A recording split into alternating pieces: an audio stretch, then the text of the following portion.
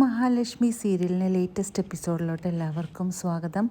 അങ്ങനെ സീമന്തിനിയാണെങ്കിൽ കണ്ണനെ കാണാനായിട്ട് കമലേശ്വരത്ത് എത്തുന്നുണ്ട്. എന്നിട്ട് സീമന്തിനി കണ്ണനോടായിട്ട് പറയുന്നുണ്ട്, എൻ്റെ മോനെ ലോക്കപ്പിൽ നിന്ന് രക്ഷപ്പെടുത്തണം, അവന് ഒരു കുറ്റവും ചെയ്തിട്ടില്ല, അവനെ ആരോ എല്ലാം കൂടി ചതിച്ചതാണെന്നെല്ലാം പറയുമ്പോഴേക്കും കണ്ണൻ പറയുന്നുണ്ട്, ആ കാര്യം മാത്രം അമ്മായി എന്നോട് പറയരുത്, അത് എനിക്ക് ചെയ്യാൻ ഒട്ടും താല്പര്യമില്ല, അതുമല്ല അവന് വേണ്ടി വക്കാലത്ത് പിടിക്കാൻ എന്നെ തേടി വരികയും വേണ്ട എന്നൊക്കെ പറയുന്നുണ്ട്. ഇത് കേൾക്കുന്ന സീമന്തിനിക്കാണെങ്കിൽ വളരെ ദേഷ്യം വരുന്നുണ്ട്. സീമന്തിനിയാണെങ്കിൽ മഹാലക്ഷ്മിയും കണ്ണനെയും പ്രാകുന്നുണ്ട്. ഇനി ഒരിക്കലും ഗുണം പിടിക്കില്ല എന്ന് പറയുന്നുണ്ട്. പിന്നീട് കരുണയോടായിട്ട് പറയുന്നുണ്ട്, നിൻ്റെ കുഞ്ഞിനെ കളഞ്ഞത് ഇവൾ ഒറ്റ ഒരുത്തിയാണ്, ഇവളാണ് ഇതിൻ്റെ പിറകിലെന്നെല്ലാം പറയുന്നത് കേൾക്കുമ്പോഴേക്കും കണ്ണൻ പറയുന്നുണ്ട്, ആരെന്തു പറഞ്ഞാലും ഞങ്ങൾ അവനെ രക്ഷപ്പെടുത്താമെന്ന് വിചാരിച്ചിട്ടില്ല എന്നൊക്കെ പറയുന്നുണ്ട്. പിന്നീട് സീമന്തിനി അവിടെ നിന്ന് പോകുന്നുണ്ട്. അതിനുശേഷം പിന്നെ കാണിക്കുന്നത് മുത്തശ്ശിയെയും പ്രതാപനെയുമാണ്. പ്രതാപനോടായി മുത്തശ്ശി പറയുന്നുണ്ട്, നമ്മുടെ മോളെ ഇങ്ങനെ പോയാൽ പറ്റില്ലല്ലോ, അവൾക്ക് എപ്പോഴും സന്തോഷവും സമാധാനവും ഉണ്ടായിരിക്കണം, അവളാണെങ്കിൽ ഇപ്പോൾ യാതൊരുവിധ സന്തോഷത്തിലുമല്ലല്ലോ ജീവിക്കുന്നതെന്നെല്ലാം പറയുന്നുണ്ട്.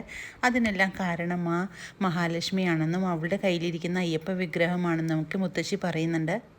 അതുകൊണ്ട് ആ വിഗ്രഹത്തിനെക്കുറിച്ച് നീ ഗൗരവമായിട്ട് തന്നെ ചിന്തിക്കണം മോനെ പ്രതാപ, അവളോടത് പറയുകയും അവളെ കൊണ്ട് തന്നെ അതെടുത്ത് മാറ്റിക്കുകയൊക്കെ ചെയ്യിക്കണമെന്നെല്ലാം പറയുന്നുണ്ട് മുത്തശ്ശി. ഇത് കേൾക്കുന്ന പ്രതാപനാണെങ്കിൽ ഞാനത് പറയാം അമ്മ, ഇപ്പം തന്നെ അവളോട് വിളിച്ച് പറയാമെന്ന് പറഞ്ഞ് കരുണിയാണെങ്കിൽ പ്രതാപൻ ഫോൺ ചെയ്യുന്നുണ്ട്. എന്നിട്ട് കരുണയോട് പറയുന്നുണ്ട്, നീ തക്കം കിട്ടുന്ന പോലെ ആ അയ്യപ്പ വിഗ്രഹം നീ എടുത്ത് മാറ്റണം, എന്നാൽ മാത്രമേ എൻ്റെ മോളുടെ ജീവിതത്തിൽ ഒരു സന്തോഷവും സമാധാനവും ഉണ്ടാവുള്ളൂ. അവളുടെ അടുത്ത് ഈ അയ്യപ്പ വിഗ്രഹം ഉള്ളിടത്തോളം കാലം അവൾ എന്നും ജയിച്ചുകൊണ്ടേയിരിക്കും, എൻ്റെ മോൾക്ക് തോൽവിയാണ് ഉണ്ടാകുന്നത്, അതുകൊണ്ട് അത് നിങ്ങൾ രണ്ടുപേരും കൂടെ എടുത്തു മാറ്റണമെന്നെല്ലാം കരുണയോട് പറയുന്നുണ്ട്. അപ്പോൾ കരുണ പറയുന്നുണ്ട്, അതിനെല്ലാമുള്ള ഒരു തക്കം നോക്കിയിരിക്കുകയാണ് വെച്ചാൽ ഞാനത് ഉടനെ തന്നെ ചെയ്യുമെന്നെല്ലാം കരുണയും പറയുന്നുണ്ട്.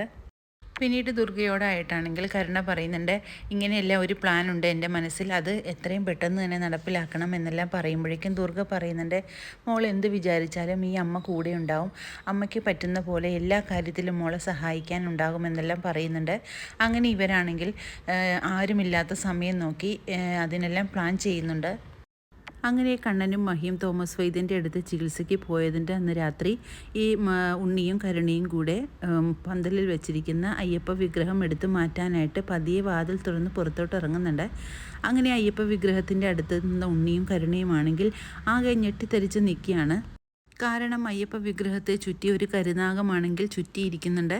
ഇത് കണ്ട് ഉണ്ണിയും കരുണയും ഒന്ന് പേടിക്കുന്നുണ്ട്. അങ്ങനെ കരുനാഗത്തിൻ്റെ അടുത്തു നിന്നും ആ അയ്യപ്പ വിഗ്രഹം എടുക്കാൻ പറ്റാതെ അവരാണെങ്കിൽ രണ്ടുപേരും കൂടെ അകത്തോട്ട് തിരിച്ചു കയറുന്നുണ്ട്. ആ അയ്യപ്പ വിഗ്രഹമാണെങ്കിൽ മഹിയുടെ അടുത്തു നിന്നും ഒരിക്കലും മാറ്റാൻ കഴിയില്ലെന്ന് ഇവർക്ക് ഇതിൽ നിന്നെല്ലാം മനസ്സിലാകുന്നുണ്ട്. അവൾക്ക് രക്ഷയായിട്ട് എപ്പോഴും ആ അയ്യപ്പ വിഗ്രഹം കൂടെ ഉണ്ടാകുമെന്നുമെല്ലാം ഉണ്ണിക്കും കരുണയ്ക്കുമെല്ലാം മനസ്സിലാകുന്നുണ്ട്. അങ്ങനെ വളരെ ത്രില്ലിംഗ് ആയിട്ടുള്ള ഒരു എപ്പിസോഡുകളാണ് ഇനി വരാനിരിക്കുന്നത്. പുതിയൊരു എപ്പിസോഡിനായിട്ട് നമുക്ക് കാത്തിരിക്കാം.